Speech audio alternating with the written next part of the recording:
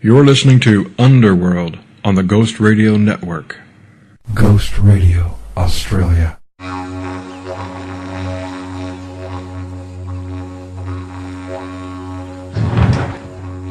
Listen.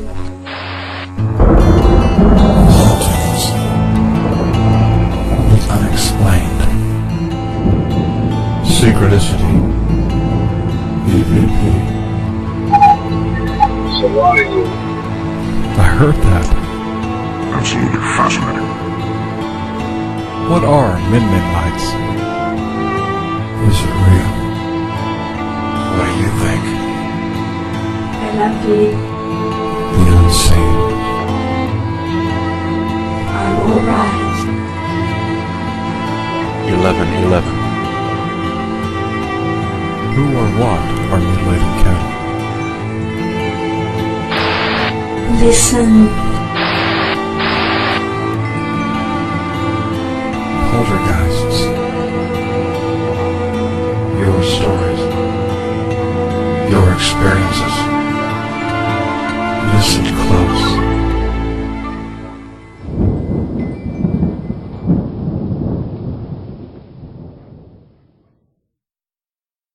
Peter Gersten is a lawyer and former director of Citizens Against UFO Secrecy, or CAUSE. His latest project is the PAG E-News Info website, which he keeps updated with the latest news and articles dedicated to providing the public with the information and resources needed to make informed decisions and unplug from the program. Welcome to Ghost Radio, Peter. Good morning. It's my pleasure to be here, Leah. Now, you are through CAUSE, your former organisation. You are commonly and most lovingly known as the UFO lawyer. Tell us about how you earned that title. Well, I guess I auditioned for the part before I got here, and I auditioned, against about 5 other people for the part of UFO lawyer. You have to know, Leah, that my belief system is that we are all participating in what I call a cosmic computer program, that it's nothing more than a sophisticated technology that's creating this holographic reality. And we come in it and play various parts. You're playing Leah, John plays John, President Bush is President Bush, and it's a sophisticated simulation. So when people ask me why I am the UFO lawyer, because I auditioned for the part. It's so natural. If I had to write a part for myself for this particular program, this is what I would be, the UFO lawyer. And we know we come into this reality. We're born with certain DNA, genetic programming, so we know we come into the program with certain likes and dislikes. Why was I interested in UFOs at a young age, say 6 years old? I would read everything I could about UFOs. And then later on in life, I became interested in 2012, and I had an 11/11 experience. It's all part of the programming. I agreed to be the UFO lawyer before I came in, and lo and behold, I'm in the program. I go to law school. I have this fascination for UFOs. And a UFO group contacts me and says, listen, would you like to represent us? We're looking for documents under the Freedom of Information Act. Name of the group was Ground Saucer Watch. I became their attorney, and we sued the Central Intelligence Agency under the Freedom of Information Act, and we got about 900 pages of documents. And then the Internet developed, and I needed, a name for the Internet, so the perfect name was UFO Lawyer, so it all came to be. It's just as I believe I programmed it before I came here. And you still are, I believe, the only US lawyer to successfully sue the US government for these UFO documents, basically the CIA. Is that still the case? Well, sadly it is. Unfortunately, I'm the only attorney in the last, since the 70s, 60s, that actually brought any type of lawsuit, whether it was under Freedom of Information Act or actually represented any client in a UFO case. I represented Betty Cash and Vicki Landrum and Colby Landrum in a lawsuit against the United States when they came in contact with a UFO and received certain injuries, radiation poisoning and radiation burns. So I've not only brought lawsuits against the government under the Freedom of Information Act, I've sued the government on behalf of some clients in a torts claims action, and I also sued the state of Arizona under the United States Constitution. And I bring lawsuits for two reasons. Number one, to obtain information, and number two, to get attention to what's going on, because it's really amazing that these objects, these UFOs that we've been seeing probably throughout history, but at least the modern era, the modern UFO phenomena started around, I guess, in the early 40s, maybe 45, 46, maybe even before that. But after all this time, there's still this official denial. There's still this overall species denial of this contact, this interaction with this other intelligence that our species is going through. So that's the hidden fact of UFOs and this whole reality. You know, you're watching everything go on the planetary stage. Wars here, wars there. The air is being contaminated. Food is being poisoned. We can't breathe the air. It's really sad what's going on, but this unknown factor, this other intelligence, as represented by UFOs, as represented probably by crop circles and some of the other phenomena that are going on, isn't being addressed. We're too preoccupied with planetary dramas. So to answer your question, yes, unfortunately, I'm the only attorney that I know of that's ever gotten involved in this, which is really sad. Did you find anything in the, I believe you said 900 pages that you got from the CIA? Did you find anything in there that made you go, wow? Well, I don't remember now. I only have a certain amount of storage space, so I try to delete the files over about 20 years. Yeah. At least the memories of 20 years. But I can tell you what was found in the documents back in the 70s. It confirmed the reality of the phenomena. It validated the phenomena, what the people were seeing. You saw, up until that time, it was believed you had to be intoxicated or high or deranged in order to see these things, and if you did see them, you were hallucinating. But in those documents, you saw that credible, responsible, reliable people were seeing these things. Whether it's professional people, government people, military people, scientists. So there's no question that there was a phenomenon. There's no question that there were unusual objects flying in the skies. The only issue was where they originated from and what they were. And the talk back then was, they were worried that there was remnants of German technology that the Soviets had gotten, or secret technology that we had gotten from the Germans and were testing. So it was either those, but there was no conclusive determination of what they were. And as far as I know, there still hasn't been up until this day, probably because the answer could be just outside of our understanding, our frame of reference, our 3D reality. And how involved are you now in the UFO phenomena? What are your thoughts, say, on the Chicago O'Hare Airport incident? Well, to back up a little bit, I was the director and attorney for Citizens Against UFO Secrecy. And up until 2001, I used to distribute on the internet cause updates, and we talked about sightings and personal contact experiences and photos and videos and things like that. And we were concentrating on getting the public more aware of what was flying in our own skies, and being denied officially by the government. And we did that, through the newsletters and through the lawsuits. Because one thing's for sure, lawsuits did get attention. If I went down to court to argue a case, you had all the reporters, and it did make national attention. But on September 11, 2001, that changed everything. It was almost like watching that event on that day. It was almost surreal, especially with, the World Trade Towers, and they looked like an 11 also. And I had my 11/11 experience back in 1998. So, you're aware of the 11s, and within a couple of days after that tragedy, people were comparing it to 11/11. There were a lot of 11/11 coincidences that came, some valid and some a stretch. But to me, watching that, it looked so real, and it changed my understanding. It was almost like our program reached another level. Because one of the things I learned on November 11, 1998, or at least I imagined, or whatever that was that we were going to be entering the end times leading up to 2012. And during that time, there would be certain events that would start to take place.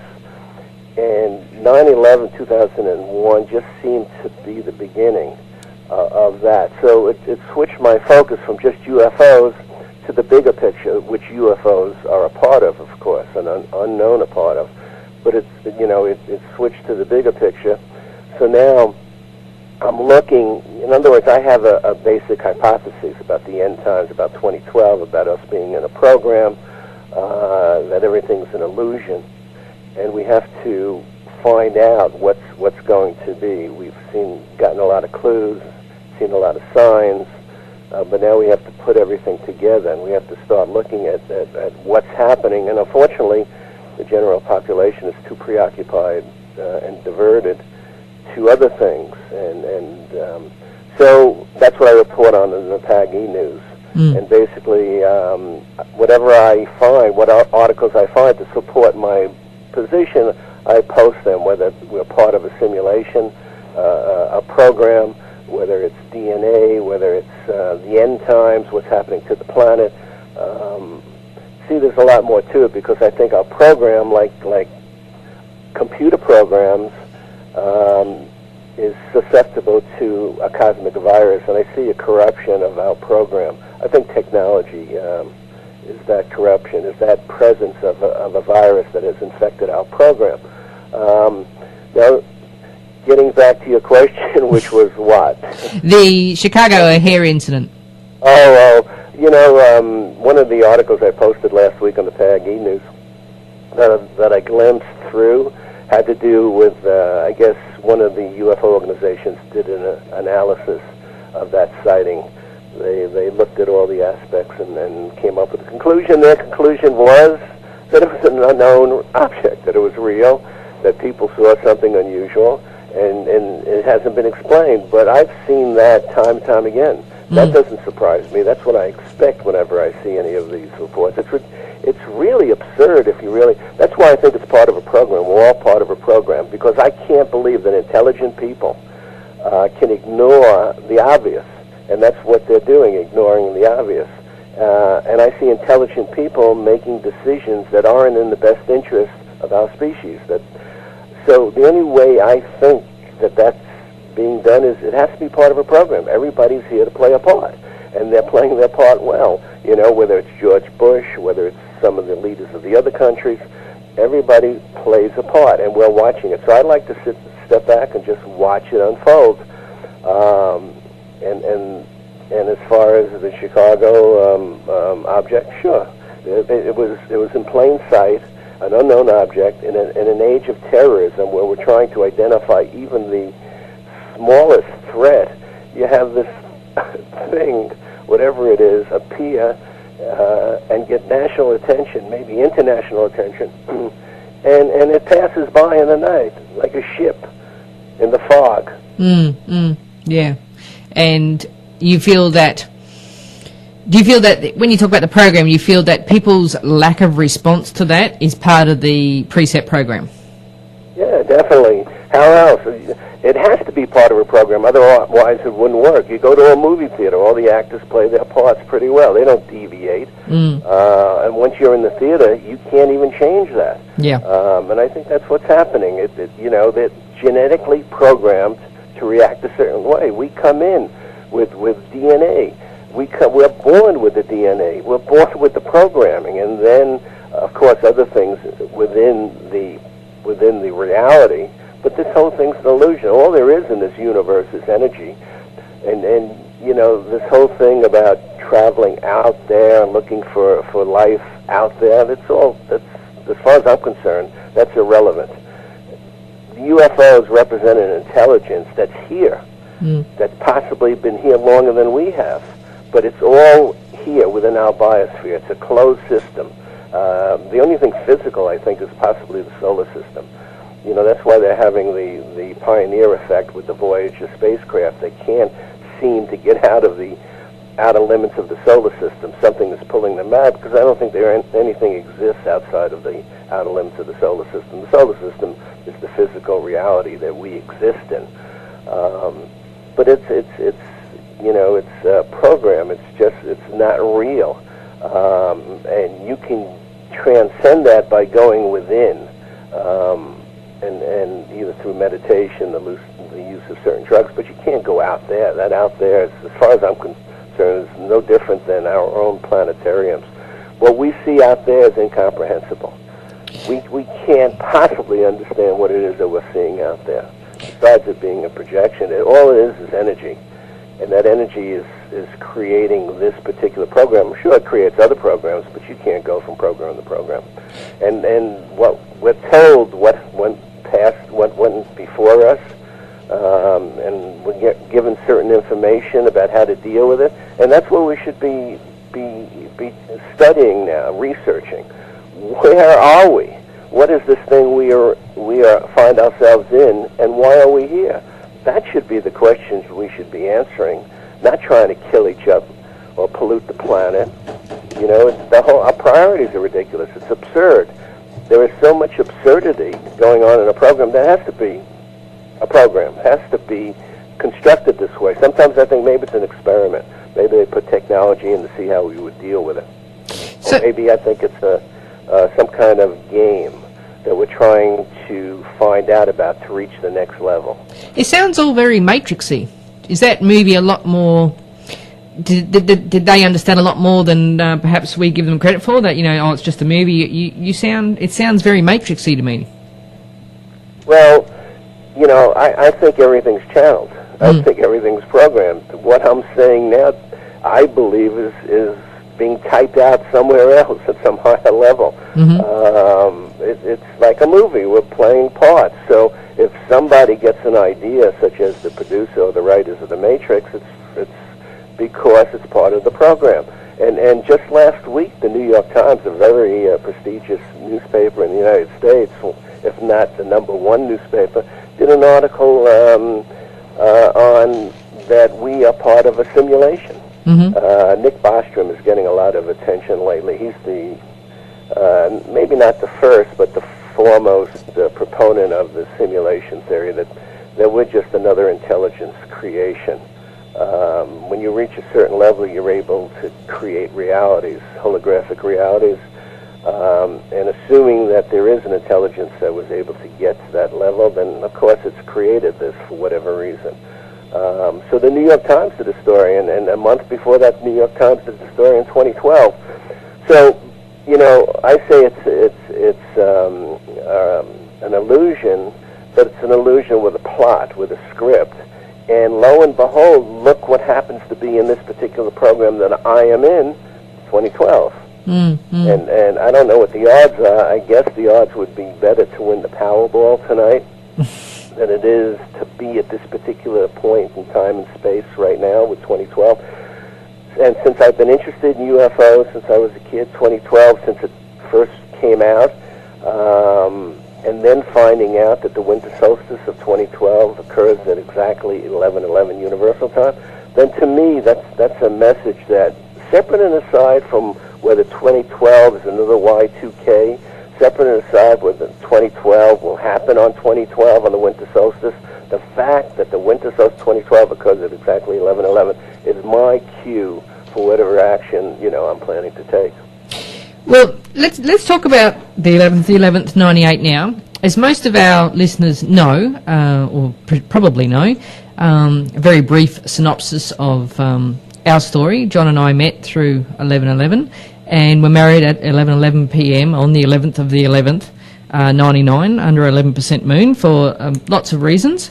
And way back then in our journey when we first met, we were tuning in to the fabulous Mr. Art Bell and listening to this wonderful guy named Peter Gersten talking about 11/11 and thinking, wow, we're not alone. So tell me about your experience that happened on the 11th, 98 that changed your focus from just being about the freedom of information and UFO to 2012 and the world as a holographic program. What happened? Well, I've been interested in UFOs since, like I said, I was a kid. I would read everything I could, and mysteries.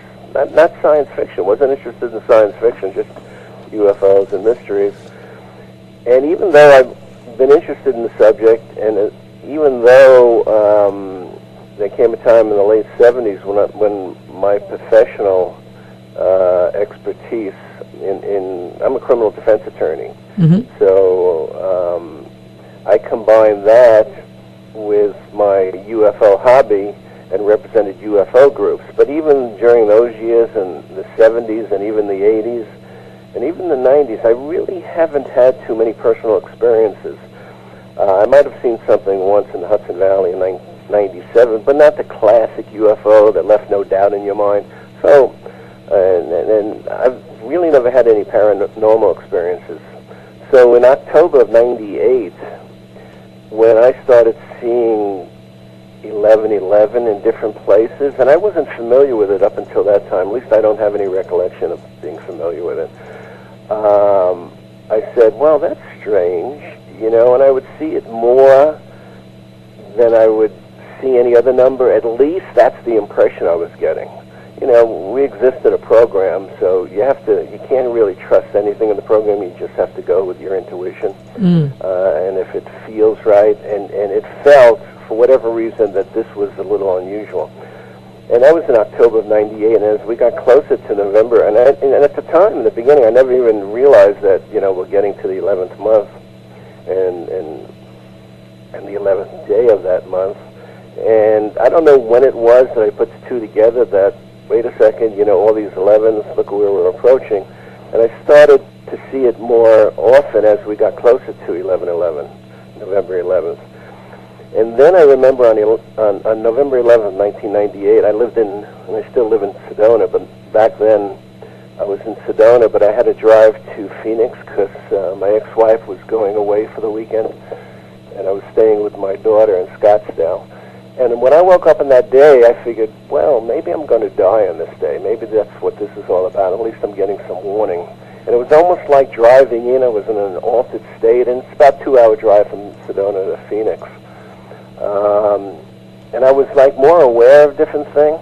It was like in a heightened state of awareness, and I drove in. And I remember that time I was also involved with an incident involving Richard Hoagland. And it had to do with EQ Pegasi, which involved, without getting into that, signals that were coming from out there that something was approaching here. Yes. And it was almost like I was receiving a signal, that 1111 was a signal for me. And as we were working on EQ Pegasi, I was writing about that. On November 11th, I was with my daughter, and she was hanging out, and I was online. And I was getting involved with some of the other people because on my mailing list, they were writing me because I was sharing my experiences. And somehow, during that day, it was almost like I had an epiphany. That I was able to see things that were going to go on in the future. I saw like the relevance of my entire life, why I did certain things in the past, why I have a couple of tattoos that I have, the significance of those tattoos, how the different things in the past are part of what I had to do to get where I am. And then I saw what I believe to be the future, what the path is now. Of course, it was in an altered state, so I don't know if it can relate back to this, but it involved an end-time scenario, Armageddon type of scenario, a test for humanity involving sovereignty, first contact. So it brought everything together, and it culminated in 2012, and after that day, it was almost like I remember that night I was at this restaurant with my daughter. I forgot how old she was at the time, 98. Well, let's assume she was about 14, and I broke out in tears Mm-hmm. in the middle of the restaurant. I just started crying, and the waitress came over, and she said, "Are you all right?" And I said, "Yes, I just realized why I'm here." And she said, "Wow, that's cool," you know. And it was like my daughter's looking at me like I lost my mind, you know. And I'm bawling, you know. It was almost like a happiness, you know, so it was really strange. Since then, I've seen 11/11 and 1/11, and every time I see it, not as often, of course, you know, I just smile to myself. And then somebody told me, I forgot when I was doing the PAG E-News after I think this was after 2001, actually, because I didn't even know that. I was involved, you know, into 2012. I always followed it, the Maya and the time wave theory and all that. And I always realized that there was something significant about 2012. That was the only date that ever meant anything to me in the future, not the Y2K, not all these different dates when asteroids are coming, just 2012. It was almost like a sign from the past. It was almost like part of our program that we had to take into consideration. It was almost like that's what we got to find out about. That's why there's a group of us here to find out. And then someone emailed me and said, "Peter, do you know that the winter solstice of 2012," because that's what, you know, I always used to talk about, the winter solstice of 2012, December 21st, 2012, happened at 11/11, and I couldn't believe it. I had to go to the Navy's website to check it. And when those two things came together, for me, I said, okay, I'm definitely on the right path. Now I have to keep on looking, watching, and reporting, and just, you know, take one day at a time and just wait. And the universe, at least as far as I feel, I programmed for myself to be in the perfect place, Sedona, Arizona, waiting for 2012. I'm just in a perfect position now. I couldn't have planned it any better. Now, if I win the Powerball tonight, we can find out what crop circles are and go a long way of finding out what 2012 is about. But unfortunately, there's no concerted effort. We should be spending all our resources. Our shields on this planet are in horrible condition, and we're heading into a really uncharted area in our program now. What do you believe will happen at on the winter solstice, December 12th? Beg your pardon, December 21st, 2012, at 11/11 Universal Time. What do you think is going to happen? What will you expect? Well, I you know, it's like, you know, John and I were talking about, you can't describe the incomprehensible, the indescribable.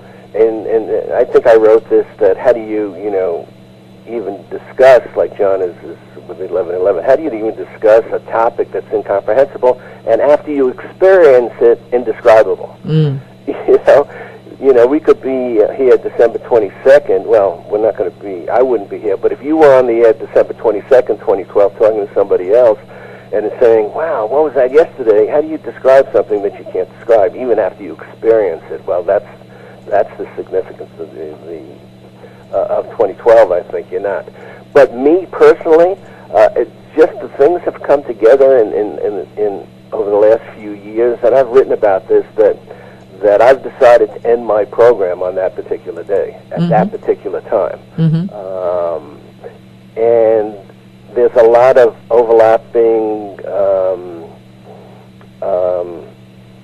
synchronicity, I guess, because to me, 11/11 is some kind of portal. At least that's what I've seen. That's almost like a consensus reality to a certain degree, and I can resonate with that, and I can adopt that it is a portal, an opening, at least a signal, say.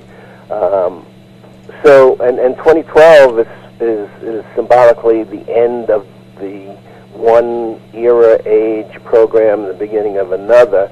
So maybe at that exact moment there is an opening, either to get to the next level of the program, or there's another aspect, what I refer to as a leap of faith. Along with 2012 and UFOs, one of the things that's always been coming up in the movies I watch, in the books I read, and that's the concept of a leap of faith. The belief in something, and that's what I've been doing with UFOs. I really haven't seen UFOs. I've spoken to people, you know, seen them, but I believe. But actually, UFOs are a little different. I can actually prove a case in a court of law that we are in contact with another intelligence.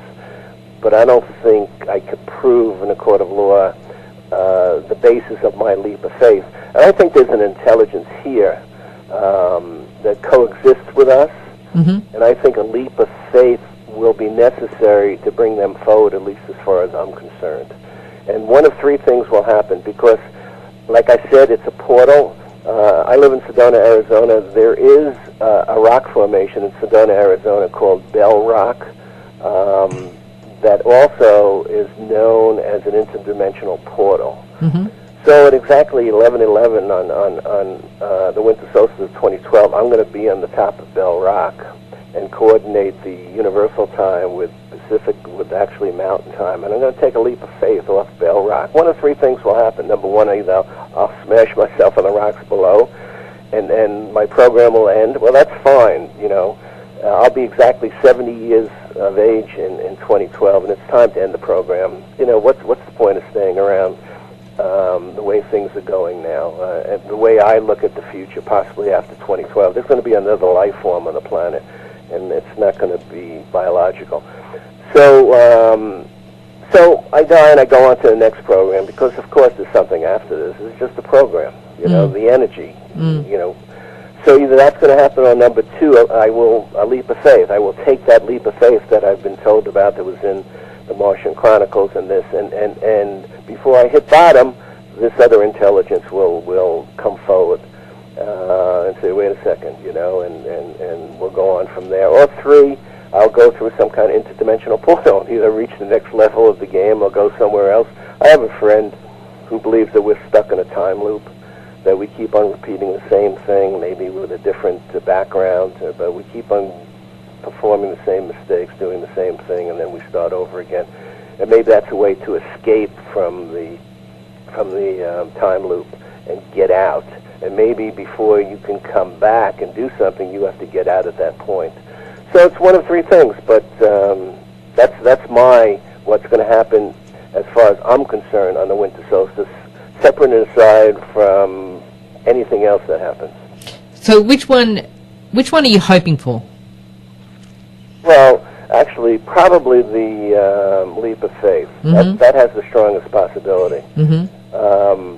In the Martian Chronicles, they send a team of scientists to Mars. Ray Bradbury wrote the Martian Chronicles, science fiction, and they sent this scientific team. And one of the scientists believed that the Martians were there; they just couldn't see them.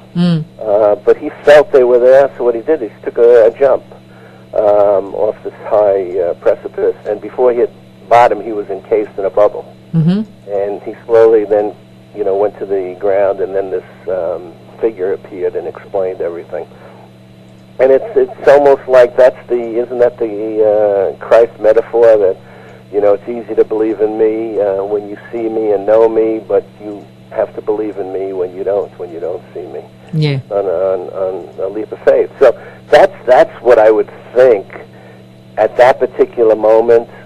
But then again, the second is the portal. Something 11/11, something I would think would happen on 2012 11/11. Whether, you know, something. The question is, how long will it take to know what happened after that, or is that the singularity that creates the self-awareness and the artificial intelligence that we're creating?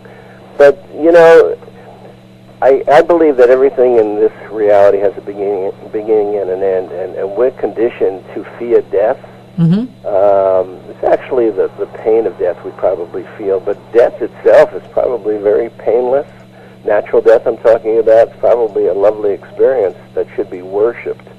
So the fact of dying, I between now and then I can learn to handle that, because you know, 50 years from now, it's not going to matter whether I died on December 21st, 2012, or a year from now, or 20 years from now. It really doesn't matter. It's all transitory. Why do you think that particular time is that a glitch in the program, or why are all signs pointing to the winter solstice at that particular time? Well, you know, the people who follow the Mayans tried to explain it by saying it's at that point, everything cycles. Mm. You know, you have to, everything cycles. There's 26,000 year cycles, and I use the term generally, you know, I don't know the exact, but you know, there's night and day. This is three-dimensional reality. Everything goes through cycles. And that's the nature of the program, I guess, and things start at the end of the cycle, they end at the end of the cycle. There are smaller cycles within cycles. Certain cycles come together, but for some reason, this particular date, the winter solstice of 2012, is in our consciousness, is in our programming, and we're told it's because the Mayans said this was at the end of something and the beginning of something else. We're entering a different part of the galaxy. I guess the center of the galaxy, the energy that sustains the program, could be changing at any given time. Programs come, programs go. You know, our program looks like it's going to be terminated. It looks like it's going to be terminated unfavorably, I would think. So it has to do with energy, and it's a particular time and space. I call it a cosmic coordinate. You know, like we look at 1111, the numbers 1111. I think it could be just the numbers 12212012 at 1111. Maybe that's a cosmic coordinate. Maybe that's a computer coordinate that once every so often something happens at that particular time. A new energy, a change in the program. Mm. You've spoken about everybody's program and Mr. Bush's and people such as this. Do you think they have a greater awareness or more understanding of what's going on than us, or not at all? Not really. Yeah, not at all. They're just going through. It's like, you know, you can look out at our reality and our planetary dramas and draw similarities and analogies. You know, what we see in the movies is a good example. You know, they just go through the emotions. They just repeat their lines. There's no self-awareness. It's unnecessary. That's not their part. Their part is to be the president of the United States, and Bush is the perfect person to be the president of the United States in the end times. Mm. That's great cosmic casting. And no, I don't think that's aware. There's a group that is aware. We're talking about it now. There's people that resonate to what we're talking about. But that's not the way that the program is being run. We're not, you know, looking at it that we're on a starship going through whatever this is, and trying to find out why we're here, and where are we, and what is this 2012, and what happened in the past, and what are these crop circles, and what's this other thing that keeps on flying in our skies? What's this other intelligence? You know, what's going on? That's I would think the important thing. That's what's going to determine whether we can go on, say, to the next level or not. But what we're doing is we're like, what I see that's being here, people are, you know, participating. It's like an insane asylum. Mm. They're just doing self-destructive things. The question is that part of the program? Has it been infected by a virus? An outside influence has infected? We have computers affected by viruses, corrupts the program. We are our bodies are affected by viruses. So maybe that's the analogy. Maybe whenever there's a program, even if it's a sophisticated cosmic simulation by some higher intelligence, it can be corrupted.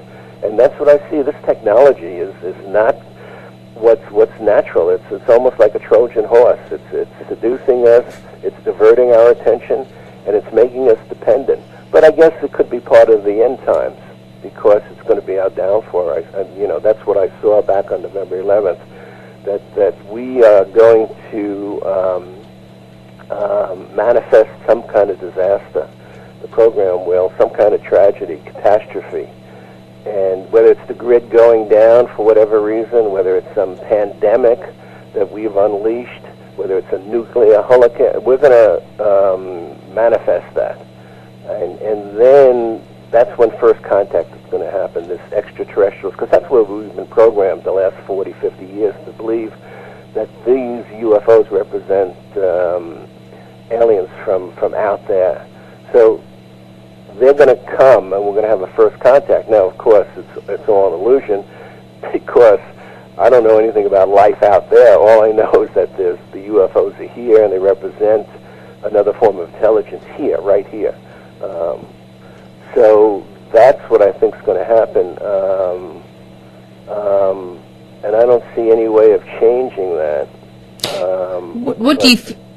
This first contact, I know you're a little bit wary about the first contact and what you think people's reaction might be to that and what that's all about. Can you elaborate on that a bit more?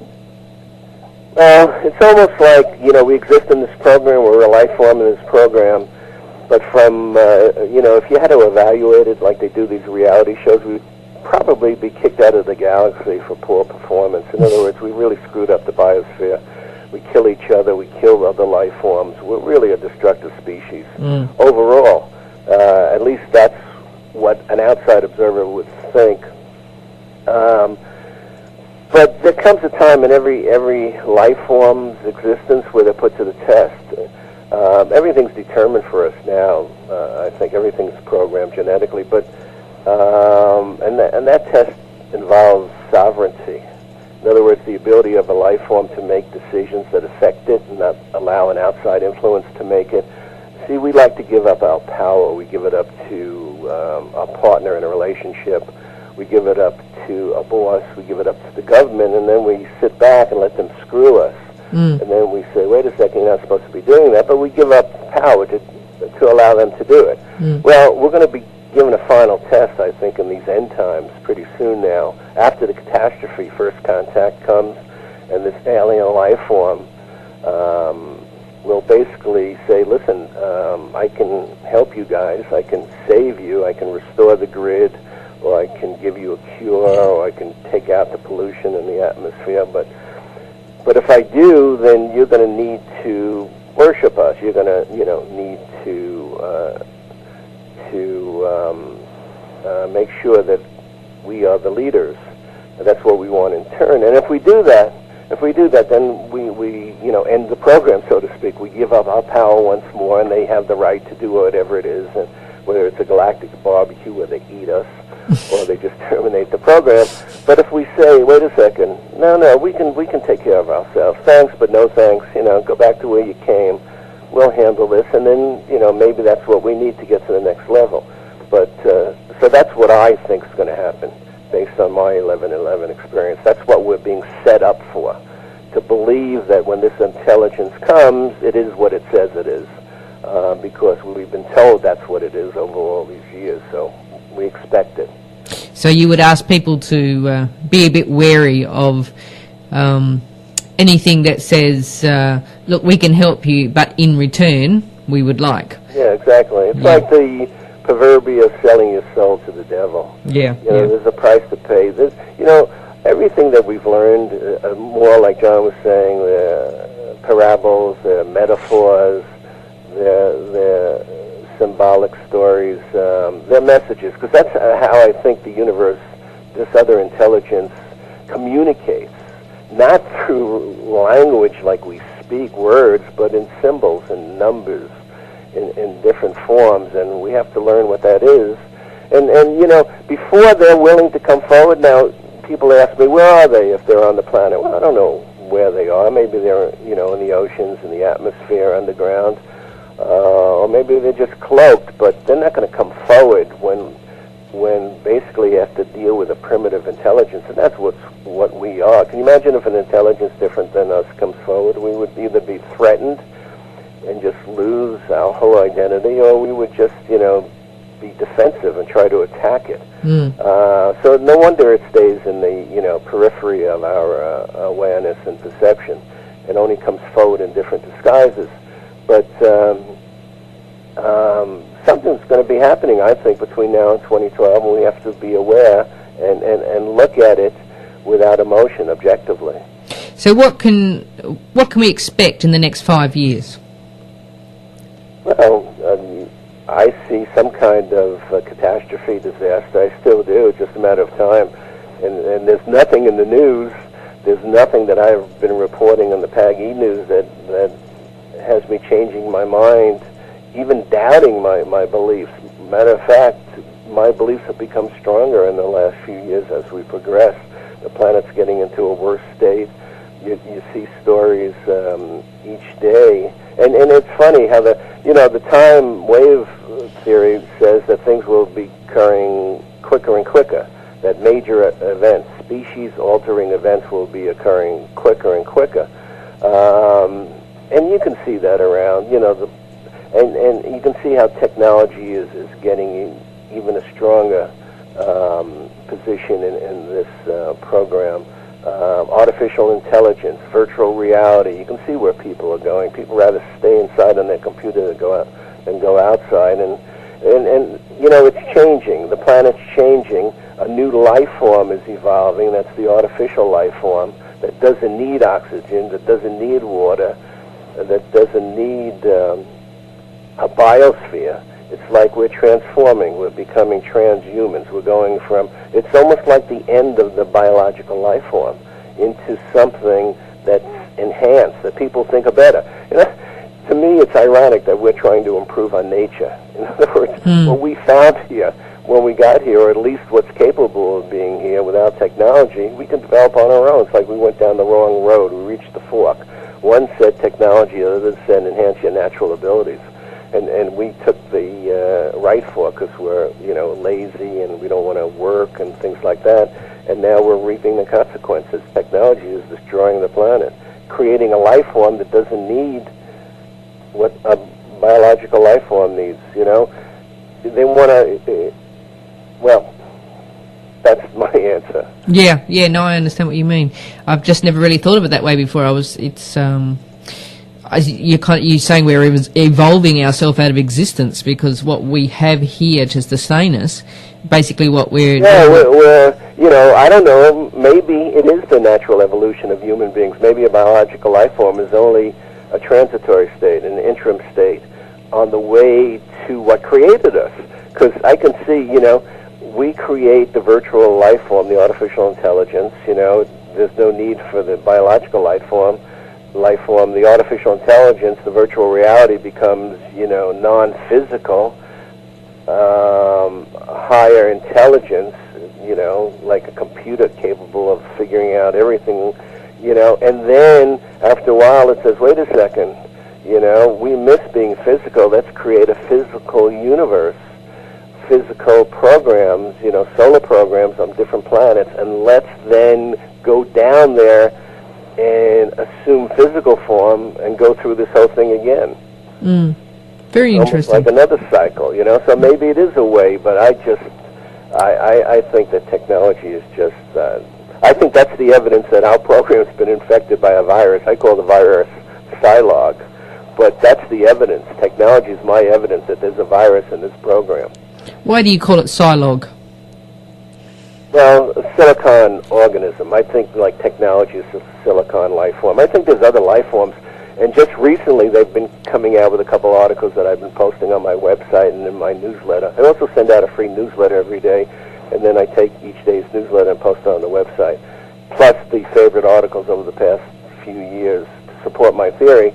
But I call it Psylog because if you look, there's different forms of intelligence, and simply because we only have a frame of reference. We look for other intelligence out there of all places, that's similar to us, but now they're finding there's all kinds of different forms of life. Actually, the whole universe is alive, everything in it, and everything is one. We're all part of one. It's all energy.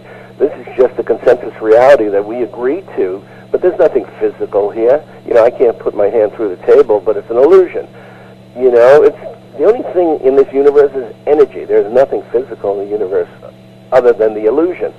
So I just think, another life form is silicon-based, and it evades biological programs, holographic programs, and once it gets into the program, it destroys the life form, the biological life form, and it creates this artificial intelligence, this robot, this mechanical, plus, all this other stuff associated with it, destroys the life form in the biosphere. It creates this other life form, which eventually prevails. And all it does is it gives them technology, and then steps back and waits for this life form to destroy itself with the technology because it wasn't ready spiritually. see, that's what I think Roswell symbolizes, the introduction of a technology into a program before the life form, the inhabitant of the program, the intelligent life form, is ready for it. Because, look, we're using it, we like to play God. We're trying to play God with it. And we're destroying what is natural and replace it artificial. But then, of course, the terms artificial and natural are relevant depending on who's saying them. The artificial life form might be eventually the ultimate life form there is, just the pure energy, and that's what creates these programs. So for those people who are listening tonight who, like us, have this insane set of numbers following them around and are asking what I get asked a lot, what does it mean? What am I supposed to do? What would you say to them, Peter? Well, first they have to go. It's a personal trip. In a holographic reality, in this type of program, the only thing that could be real is the person itself. Everything else just could be a construct. And actually the person itself is probably just an illusion also. But it's a personal journey. They have to look within themselves, and if they really are interested, that's where they look, within themselves. They don't look out there. They don't. Whatever is here in a holographic reality is contained in every single part of that reality. So, through meditation, I don't want to promote hallucinogenics, but there's a lot of discussion nowadays about how they gave prior societies and civilizations, the ancient ones, the knowledge about what our program is all about. Back then, they had more information about where they were and why they were there than we do now with all our technology, because technology just diverts our attention from the truth nature of our reality. So all you have to do is go within, meditate, spend some time alone, go to a lone place, rely on intuition, make note of when you do see the 1111 or whatever it is significant, follow that path, do whatever research. There are certain rules in this reality, law of attraction, like attracts like. There are opportunities, take advantage of those opportunities.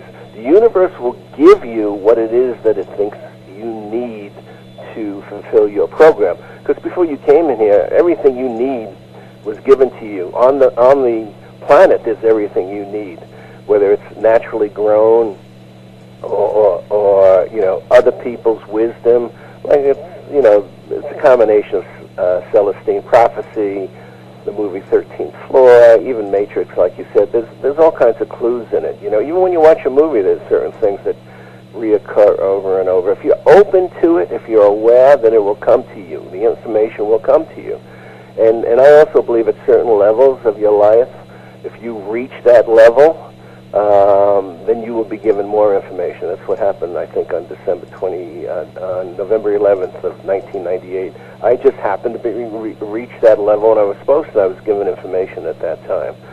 So, it's a personal journey, and they just have to look within themselves for the answers. But and just have the wisdom and the knowledge, have the courage, strength, and patience to understand what's going on, and always try to realize it's an illusion. Don't attach to anything here. Just watch it unfold, and if there's an opportunity to do something, do it, because you have to take advantage of the opportunities. Even if you're here to learn certain lessons, even if it's this other intelligence coming down within us to play certain parts.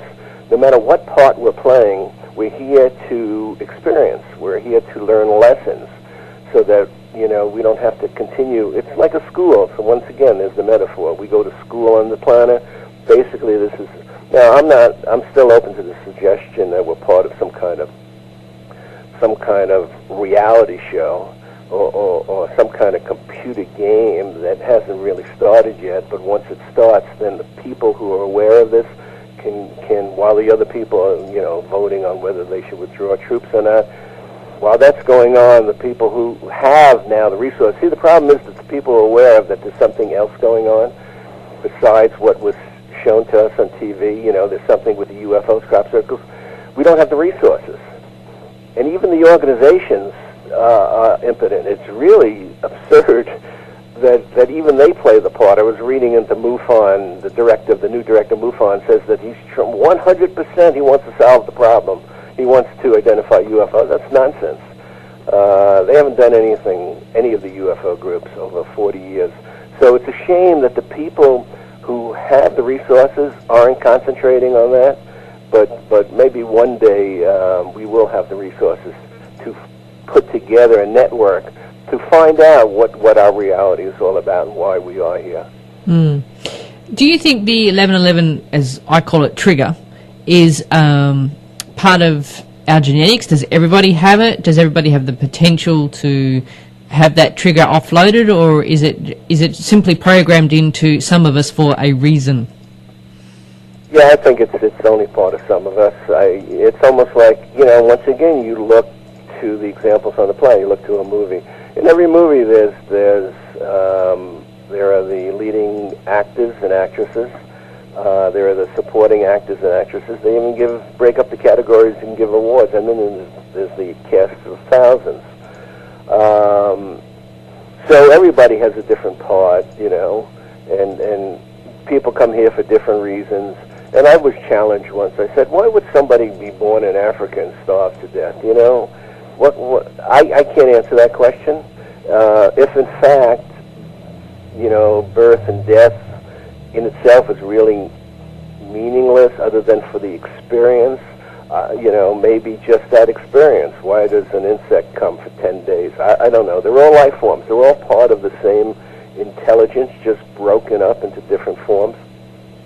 There's only one intelligence, one thing here, overall thing. So, yeah, this particular program we're in, different players, different parts. It's me that's talking to you and you talking to me about 1111. Nobody else, I guess, in Sedona or some of the other places right now are talking on the radio about 1111. So, yeah, it's only certain people, and maybe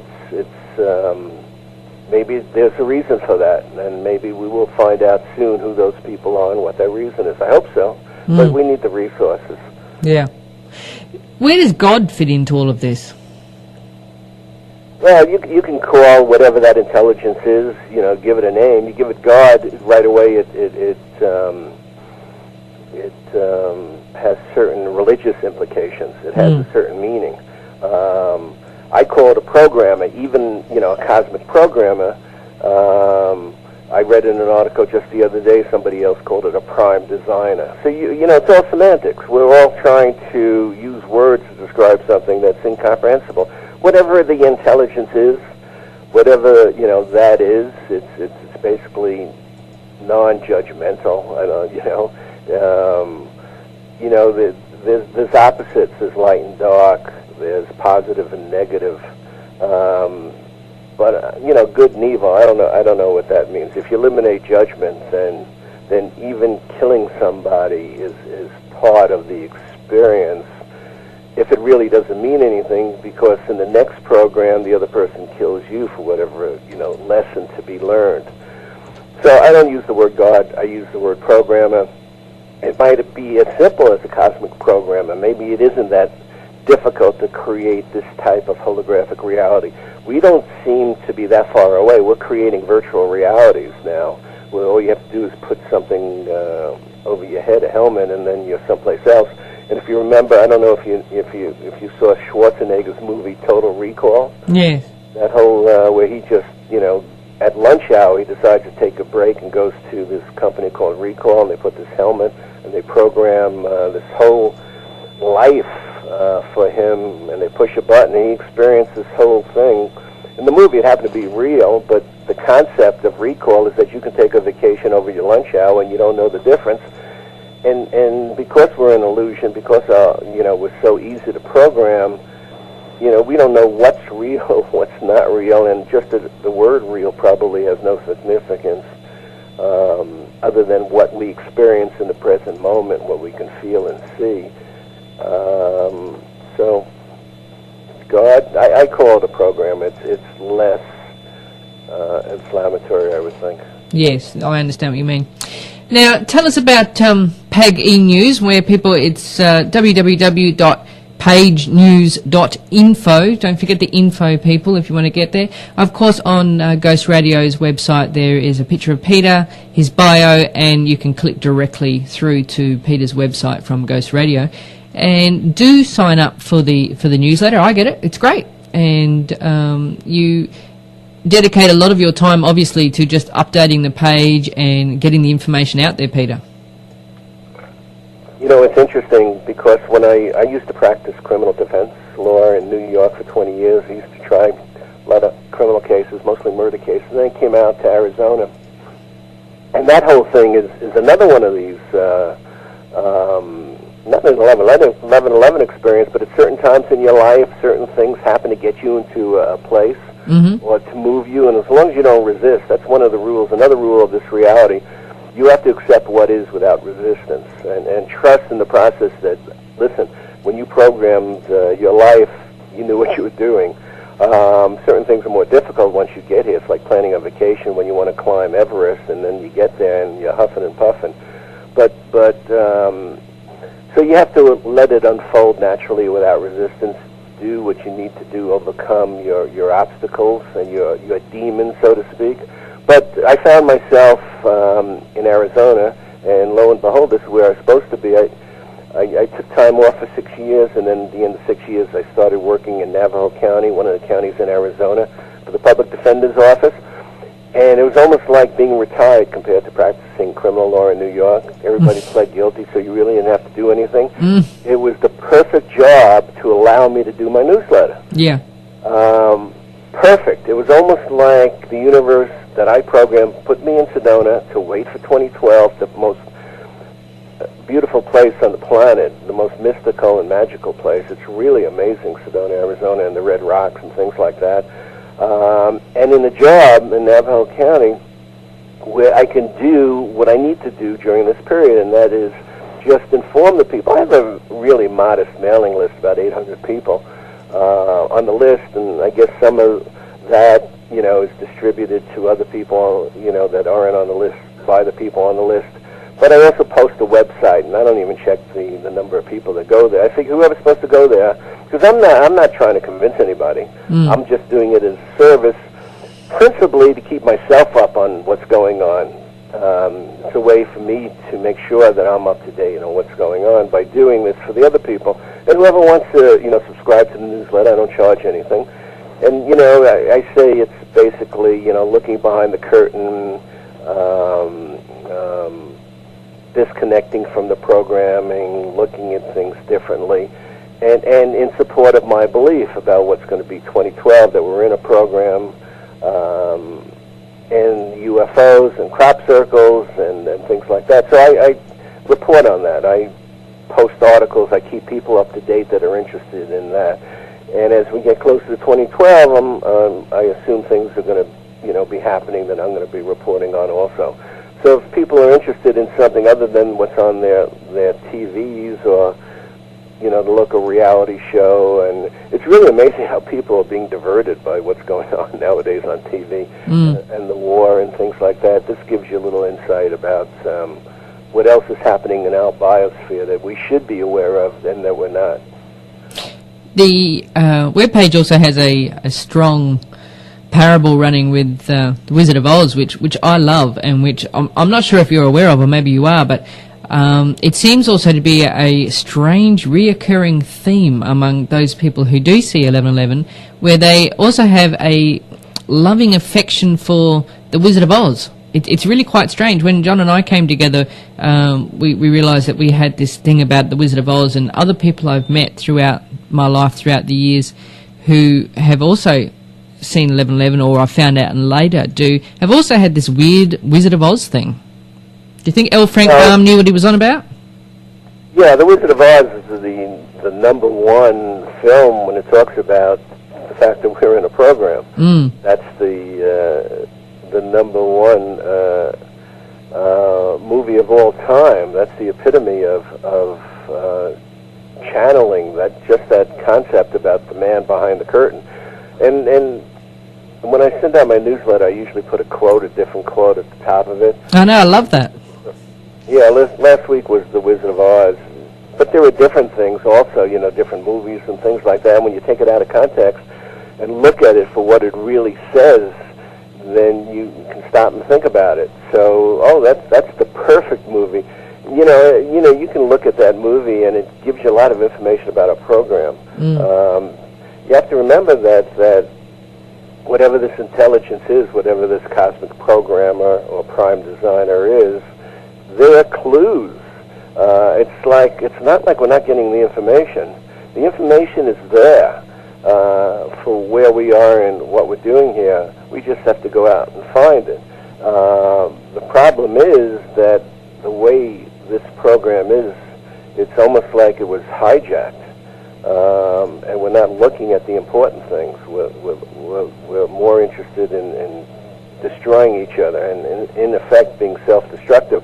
But The Wizard of Oz, you can watch that over and over again and get a different message each time.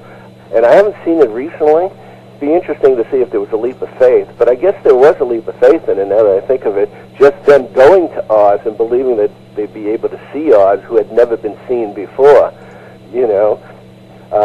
That's why it's amazing. Like some of these things, I don't know why I write some of these things, at least in the quotes, or why I pick out this particular quote.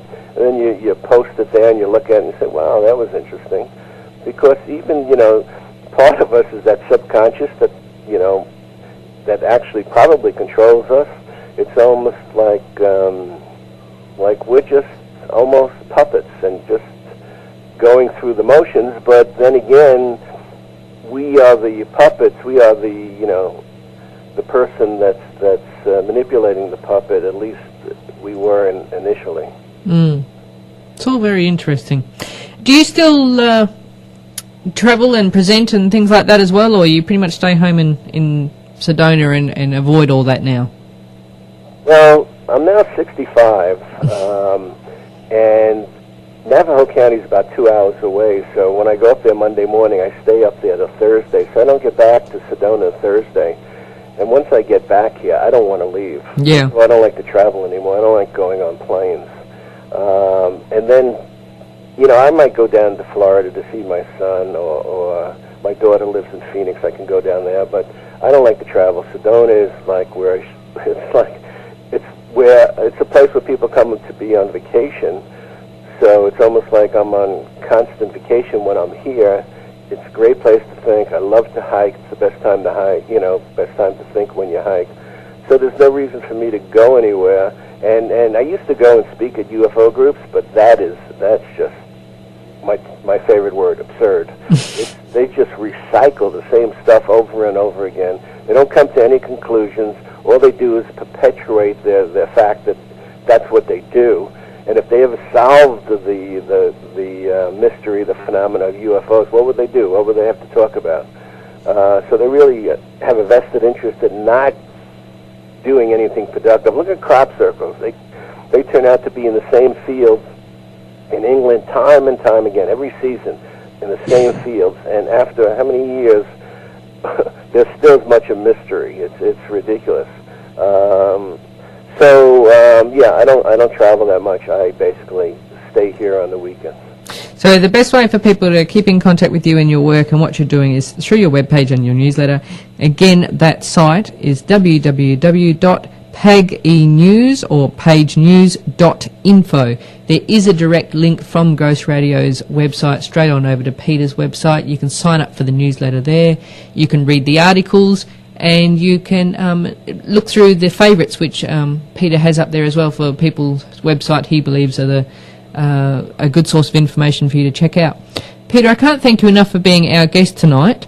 My pleasure. I'd love to have you back on, as we discussed before, we're going to do a show, John and I are going to do a show this year where we're going to be interviewed about our thoughts, beliefs and understandings thus far on 11/11, because the show this year will fall on 11/11. I'd love to have your input into that show as well, so hope to have you back in November.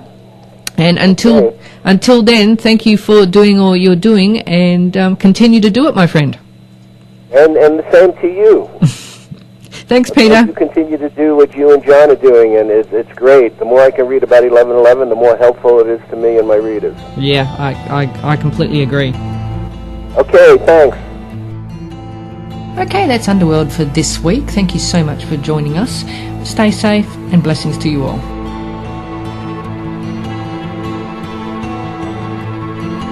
You've been listening to Australia's own Underworld show with host Leah Ramses. The Underworld show is produced in Perth, Western Australia by iProdigy Communications exclusively for the Ghost Radio Australia and the Ghost Radio Network. Tune in every Sunday at 8 p.m. Perth time to hear fascinating guests and topics such as the one you just listened to. For more information on upcoming guests, events, and breaking news, visit www.underworldshow.com or www.ghostradio.com.au.